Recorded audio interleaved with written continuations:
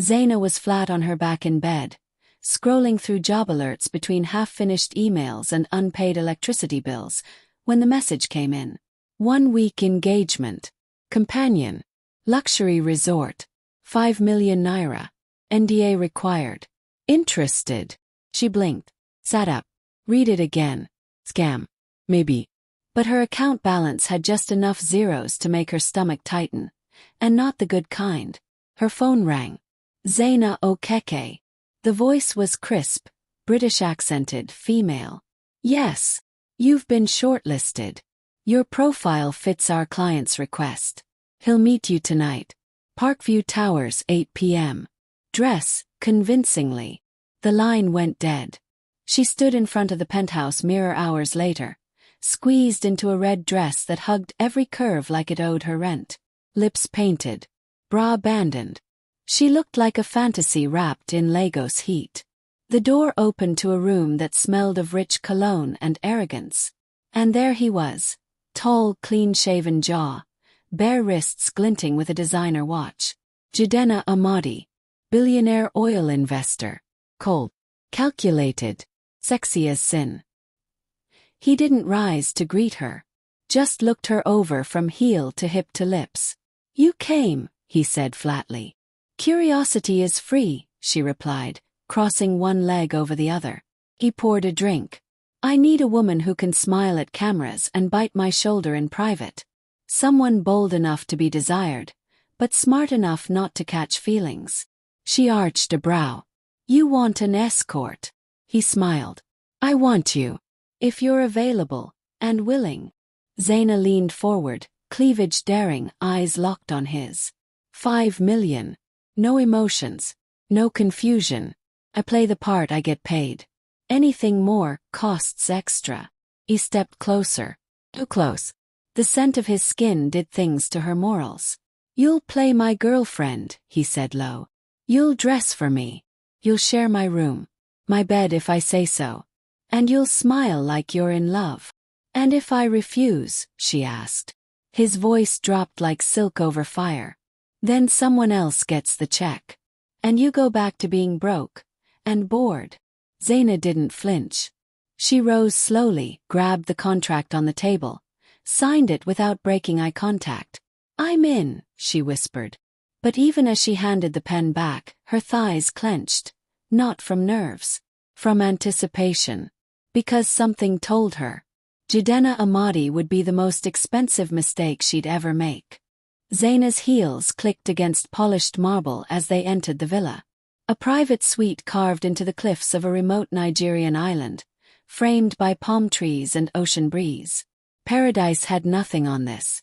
She was still taking in the crystal chandelier and satin-draped king bed when she froze. There was only one bed. She turned sharply. I thought I'd have my own room. Jidenna didn't look at her. He was already undoing the buttons on his crisp white shirt. That wasn't in the contract. Her eyes followed the slow reveal of toned abs beneath caramel skin. She blinked and looked away, barely. You want me to sleep in the same bed as you? I don't want anything. But I paid for the package. He tossed his shirt aside. That includes proximity. Huff. What if I snore? I'm a deep sleeper. She rolled her eyes but said nothing more as she moved to unpack her bag. Slowly, sensually, bending over with intention, giving him a show she pretended not to notice. But he noticed. He leaned against the frame of the glass doors, watching her reflection in the mirror. The curve of her waist, the sway of her hips, the lace beneath her top. You don't have to try so hard, he said smoothly. He turned. Try what? He walked up to her, so close she felt the heat of his bare chest, the faint scent of leather and spice on his skin. You're beautiful. But you knew that. Their eyes locked. The tension pulsed between them like a live wire. But then he stepped back. Just slightly. You'll take the left side of the bed. I sleep on the right. No touching unless I say so. No pretending unless required. This isn't a love story, Zaina. Her lip curled into a sly smile. You sound like you've been burned. He said nothing. Later that night, she stepped out of the bathroom in a silk robe that barely covered her thighs. His eyes followed her again. But his mouth stayed silent. They lay in the bed, inches apart, backs turned, tension thick enough to choke on. It wasn't a love story. Not yet. But between them, desire was already blooming in silence. Zaina adjusted her gold hoop earrings as she stepped onto the poolside deck in a white bikini and a sheer wrap that left nothing to the imagination. Heads turned. Conversations paused. She was the kind of woman who didn't need permission to own a room. Jidenna, already seated in a linen shirt and sunglasses, barely looked up from his drink. "You're late," he said. She sat beside him, her thigh brushing his. "You're welcome." Tonight, they were hosting his investors, wealthy men with wandering eyes and wives pretending not to notice. The plan was simple. Smile, laugh at his jokes, and kiss him if anyone doubted their chemistry. Zaina could handle that. Until one of the wives leaned in and whispered, "How much did he pay you to pretend?" Zaina's smile tightened. "Oh, I'm not pretending, love," she said sweetly. "He paid me to behave. But he didn't say I couldn't enjoy it." Then, with the entire table watching, she turned to Jidenna, cupped his face and kissed him. Not a quick kiss. Not polite. It was deep. Low. Sinking. Her hand slid behind his neck. His fingers gripped her waist. And for a moment the world vanished. When they pulled apart, Jidenna's breath was shallow. His eyes dark. The rest of dinner passed in a blur of small talk and charged glances. Back in the villa, silence hummed like danger. Zaina kicked off her heels. "You didn't have to kiss me like that," he said finally. She poured herself water. "You said, act like we're in love." That looked convincing, didn't it? He stepped closer. Too convincing. He turned. "Did I make you hard, Jidenna?" He didn't blink. "You've been making me hard since the jet." She set the glass down. He crossed the room, grabbed her by the waist, and spun her against the wall. Her robe slipped. Her breath caught. "You want to play," he said, voice thick. "Then play it right." His lips crashed into hers. No more pretending. His tongue tasted like heat and hunger. His hands explored the curve of her thighs, her hips, her lower back. She moaned against his mouth, clutching his shoulders like she'd fall without him. He lifted her effortlessly, her legs wrapping around his waist, back pressed to the cold marble wall, bodies burning. "Say it," he whispered against her neck. "Say what?" she gasped. "That this isn't just acting anymore." She shuddered, her robe falling open, chest heaving. "I don't know what this is," she moaned. But her hands were already undoing his belt. The next morning, sunlight spilled into the villa, but the tension still lingered like steam. Zaina wrapped the sheets around her, watching Jidenna pull on a pair of black linen trousers without a word. He hadn't kissed her goodbye. Hadn't held her afterward. Just silence. "Do you always turn cold after sex?"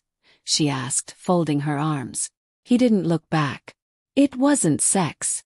It was part of the job. She laughed once, bitter and amused. "You nearly broke the wall with my back." He turned then, eyes low and dangerous. "And you moaned like you wanted more." She stood. Let the sheet drop.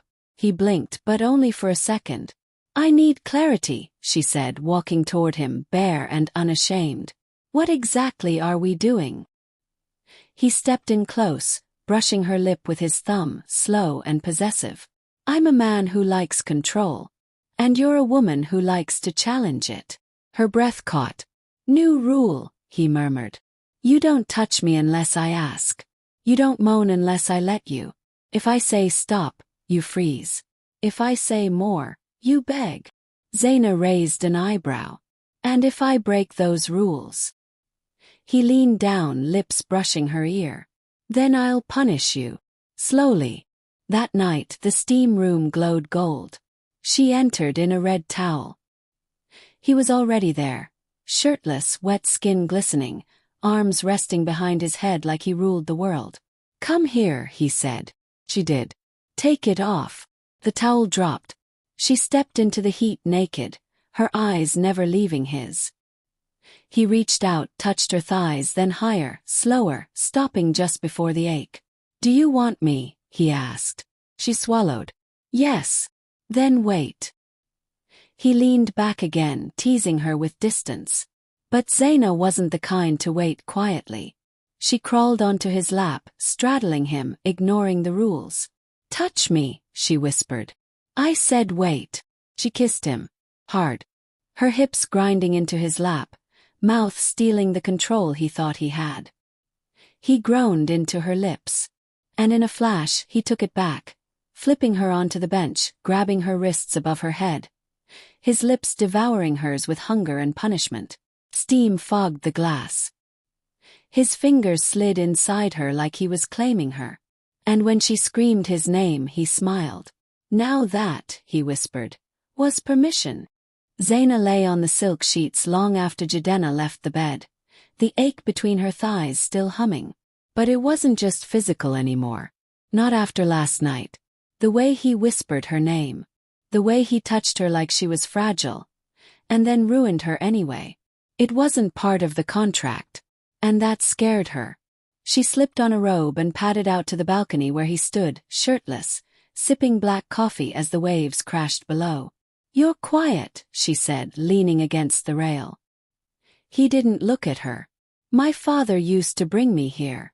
She blinked, caught off guard by the sudden vulnerability in his voice. "He built this villa for my mother. But she never saw it. She left before he finished it. Left us." His jaw tightened. He loved her. She didn't love him back. Zaina studied him. The hard man, the billionaire, the one who made her beg in steam rooms, now exposed in the morning light. "So that's why you don't do love?" she asked softly. He nodded. "Love weakens men. Lust is honest." She walked over, took the cup from his hand and drank. Slowly, deliberately. Her lipstick stained the rim. Then she handed it back. "But you don't kiss me like it's just lust," she whispered. His eyes darkened. He stepped closer. "You don't moan like it's just acting." Her pulse jumped. They stood there, inches apart, nothing between them but unspoken truths and the sound of their breathing. When he kissed her this time, it wasn't rough. It was slow. Like he was memorizing the taste of her. And when he carried her back inside, he didn't rush. He laid her down like she was breakable. He touched her like she was his. And for the first time since she signed the contract, she didn't want the money. She just wanted him. The bags were packed. Zaina stood by the glass doors of the villa, watching the private jet idle on the tarmac in the distance. Her phone buzzed with a bank alert. 5 million Nigerian nairas received. Final payment. Time. Clean. Just like Jidenna. Her heart sank. She turned to find him in the same spot he always chose in the morning. Shirtless, holding black coffee, pretending like last night didn't happen. "Payment confirmed," she said, trying to sound like her usual, unbothered self. He didn't reply. Just nodded. "So," she swallowed. "That's it then." Jidenna walked over, calm, controlled, unreadable. He stopped in front of her and reached into the inside pocket of his blazer. For a second she thought it might be a goodbye card. Maybe even another contract. But it was her necklace, the one she had dropped on the first night and never looked for. "I kept it," he said, voice low. She stared at the gold chain in his hand, suddenly unsure of everything. "Why?" He shrugged. "You dropped it before you kissed me. That kiss changed everything." Her eyes searched his. "Then why are you letting me leave?" He stepped closer, his tone roughening. "Because you signed a job. And I'm not supposed to fall in love with a woman I paid." She blinked, breath catching. "You're in love with me." He leaned in, mouth grazing her ear. "You make it hard not to be." Her body trembled. "And if I walk out now?" she asked, voice soft. "I'll let you," he said. "Because I don't want a woman who stays for money. I want the one who chooses me for free." Zaina turned toward the door. Her hand touched the handle. And then she let go. She walked back slowly until she stood before him. She took off the bracelet he'd bought her, dropped it on the table, then unbuttoned her blouse. "I'm not staying for money," she whispered. She guided his hand to her heart. "I'm staying for this." He kissed her like a man possessed, lips hungry, hands greedy, moans low and deep. This time it wasn't about performance. It wasn't about power. It was about them. He tore the rest of her clothes off like he'd waited years, not days. Her legs wrapped around him and he carried her to the bed, the same one they'd shared all week, but now it felt like theirs.